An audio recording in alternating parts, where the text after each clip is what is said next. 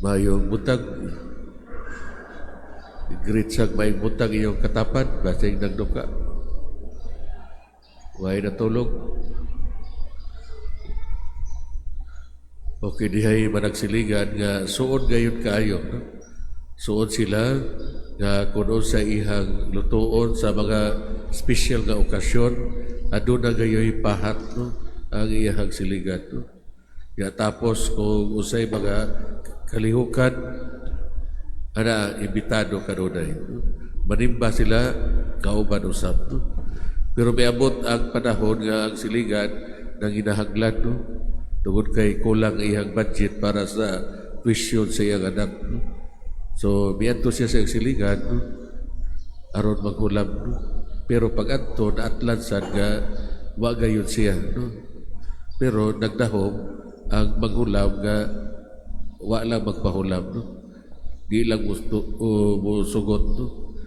O ditong higayuna nga inanay nga nausab ang relasyon no?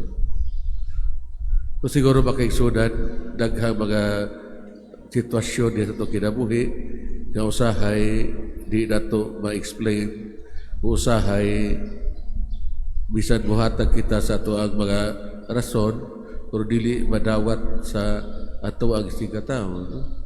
O hangtod na nga maguba ang relasyon. So siguro kung atong tanawon diha sa ato ang kasinatian karon no? Daghang mahigayon nga anaa maguba ang relasyon no? Sa paghayhay no? O ang imuhang hayop nahakaon sa mga tanom tapos o ang imong mga hayop nga tua malibag sa imong nataran no? Sama sa mga iro o kanding no? So lisod no? Mga basic nga mga butang nga usahay mamahimo siya hinungdan diha sa pagkaguba sa relasyon. So maman gani kung ato ang pamalandungan ato mapagbasa karon no?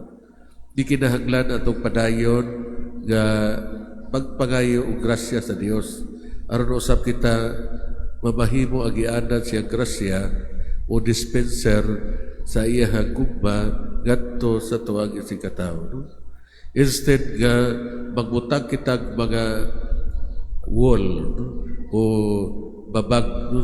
Aron di nato makita ang tao nga diin wala kita di nato ang ikasukan muhimo kitag taytayan no? Nga mo reach out kita aron usab maistoryahan kung unsa man ang angayan istoryahan. Ug mausab kana diha sa kinabuhing video no? So isip pa nagtaayon abli kanunay komunikasyon o kinahanglan adunay dialogue o diha sa dialogue nga himuon parang istoryahanay anda maminaw ang matag usa no? Dili pwede nga magdungan og istorya no? Kay kung magdungan og istorya gumot na sab no? Kung dili ang atong pagpaminaw no? Ya, tapos pwede magkamo feedback no? Aron usab matinaw o manunggan sa imuhang kapikas kung unsa gayon ang nahitabo. So makaigsunan gihagit sa Ginoo ang mga naminaw kaniya gapuy-an ang radikal nga pagkamaghihatagon o gihagit usab kita niya no? Dili lang para sa mga naminaw kaniya sa iyang panahon kundi hasta usab kanato karon. Kalisod gayon sa paghigugma ang paghimog maayo, ang pagbidisyon ug pagampo para sa imong mga kaaway. Yet si Jesus misugot sa pagsulti, sultihan ko kamo sa namati kanako. Ang sikinsa kanato nga nakadungog kang Isos ug nakailang kaniya, makaamgo nga wala siya mangayo ug labaw pa sa atong makaya sa paghatag. Ang Ginoo nagrespeto sa ato ang pagkatao. Nagrespeto siya sa panahon nga kaya nato ihatag kaniya. Nagrespeto siya sa ato ang makaya sa atong pagtabag ngadto sa mga naginahanglan. Murespeto siya sa gugma o pag-alagad nga atong mahatag ngadto sa ato ang isig katawo. Mga igsuon ato kining gihimo tungod kay pagamhan kita sa Dios uban siyang grasya ug gugma. Moingon kita uban kag San Pablo diha sa iyang sulat sa taga Pilipos chapter 4 versikulo 12 ngadto sa 13. Nakahibalo ako kung unsa ang kahimtang sa kawad-on. Nahibalo usab ako sa kahimtang sa kahamugaway. Diha sa bisan unsa nga matag sa kahimtang, nakakat-on ako usaon mabusog pag-ayo ug magutman ug sa kahamugaway ug panginahanglan. Mahimo ko ang tanan diha kaniya nga naglig-on kanako. So kita mga anak sa Dios, kita gigasahan sa Dios kung unsa man ang pwede na itong mahimo, mahitabo gayon siya. Tungod kay kita iya habang mga anak, o tungod kay siya nagpuyo diha kanato. Mangigsuon, ang Ginoo maghatag kanato sa mga grasya sa pagbuhat sa lisod nga mga butang. Ang importante lang nga mosali kita kaniya, atong isurrender ang atong kaugalingon ngadto kaniya, o masurpresa na lang kita. Gidala ni Jesus ang atong atensyon ngadto sa Dios Amahan, kinsa maluluyon og maayo ngadto sa mga dili mapasalamaton og dautan. Diha sa Ebanghelyo ni Matthew chapter 5 versikulo 48, busa pagmahigpit kamo, ingon nga inyong amahan nga langit doon higpit. Si Jesus wala magayo kanato nga mahimong maayo parihas sa iyang amahan. Si Jesus nagpakita kanato kung unsaon nato kini pagbuhat. Siya naghatag kanato sa beatitude, pagkabulahan, sa mga sambigay, sa iyang kinabuhi, nga magpuyo nga mahiusa uban sa amahan.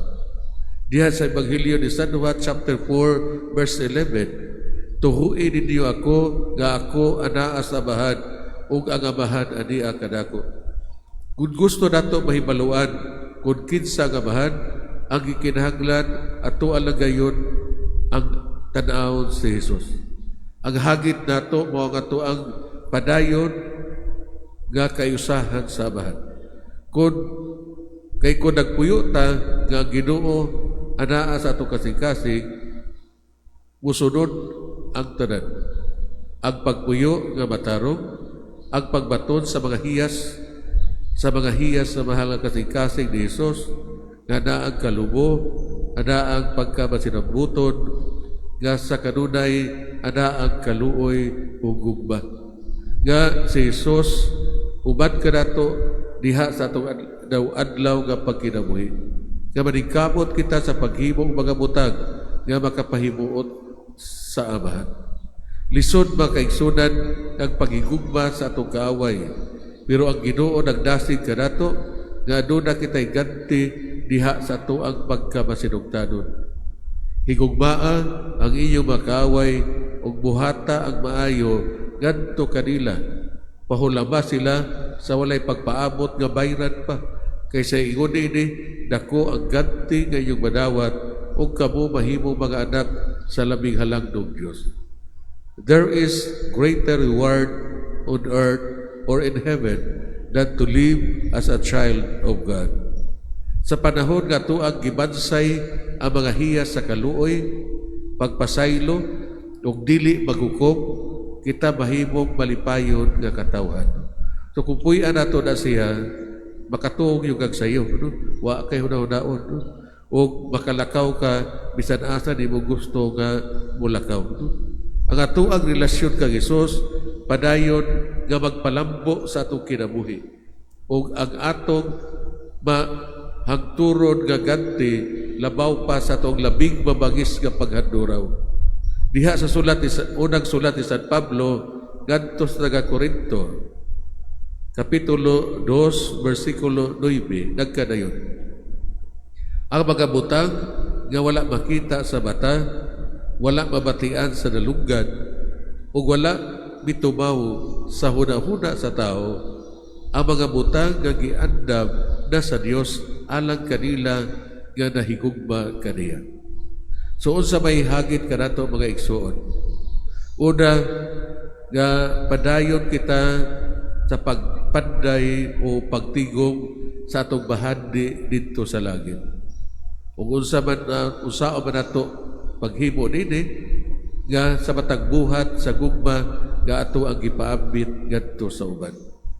Ug mao kana magampo kita sa Ginoo, katagaan kita diya sa dugang grasya nga mulahutay kita diha sa paghimo og storya sa gugma.